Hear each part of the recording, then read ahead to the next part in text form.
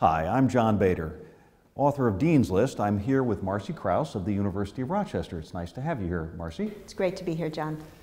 We're going to be talking about the transition to freshman year from high school. And my first question is this: what are some of the toughest challenges facing a new college freshman?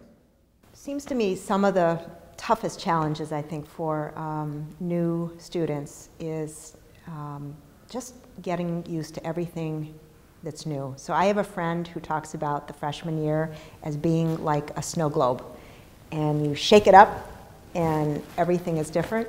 So it's getting used to a new living situation, it's getting used to new academic demands, it's the social scene, it's being away from home, and certainly it's managing time in all of its various aspects. What are the major challenges to time management for a new freshman, and how do you suggest meeting those challenges?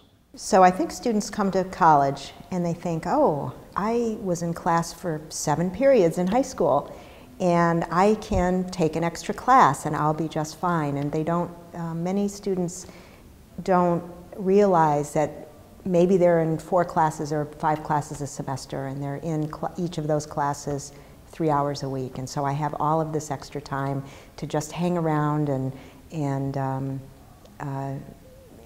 have fun and not worrying about my studies. But I think, as we all say in the college world, being a student is a full-time job. So you have your in-class time, you have your out-of-class time that you need to devote to each of your courses.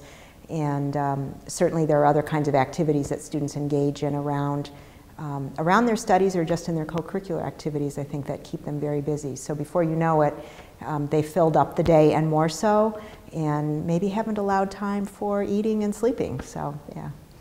There are lots of new subjects available to a freshman in college. How can students learn more about finding a good fit for them? It's true. Probably when I look at our freshman class and their prospective majors, what they're thinking about majoring in when they first come to the University of Rochester, a very huge percentage are interested in majoring in biology. And at the end of the process, at the end of 4 years, many fewer have majored in biology. And so somewhere along the way, I think it's a combination of maybe I didn't do well in this, or I didn't like it as well as I thought. Maybe a roommate or somebody who lives down the hall is studying anthropology, and somebody takes a course because they're curious, and all of a sudden they learn that this is something fabulous that they never thought about. So from the student perspective, I think it's important, and parents as well, to be open-minded about what's out there so that you can sample from all of the variety that I think is typical of our college campuses. Most students had a lot of activities when they were in high school, but that seems to drop off a little bit when they're a freshman in college. Is that your experience, and what do you make of that?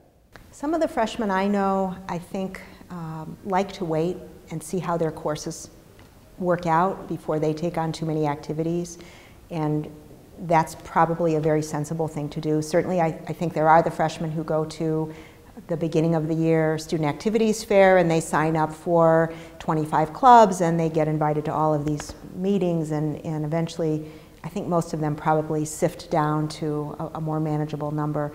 But I think for the most part that's true, and it's probably a good thing. Many students focus on building their resumes in college, and as a result, I think some will wait and add on more activities as sophomores and juniors, and again, that's probably the right way to go about it, so that makes sense to me.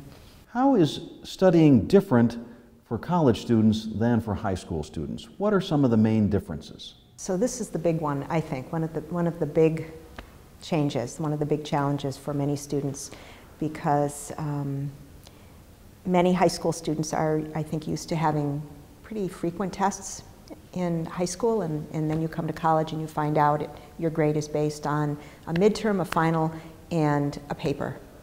And so students are not used to studying and retaining large amounts of information in preparation, I think, for those kinds of, that kind of class structure.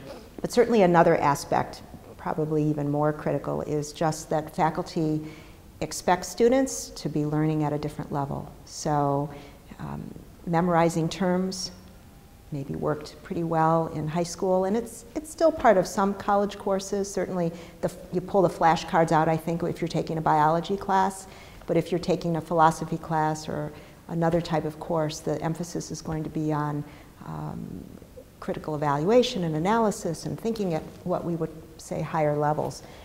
And then one other thing I think about, I guess, with college level courses is trying to figure out what your professor's expectations are.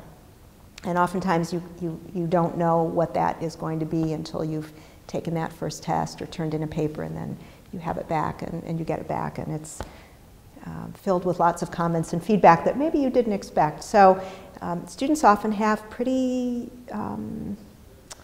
big wake-up calls in college after they've had those first tests and midterms. Marcy, my last question is this. How difficult can it be to help a freshman with a firm, predetermined plan for their major and coursework? So it can be a challenge if you certainly have a student sitting in front of you who is absolutely certain that they are going to double major in neuroscience and chemistry.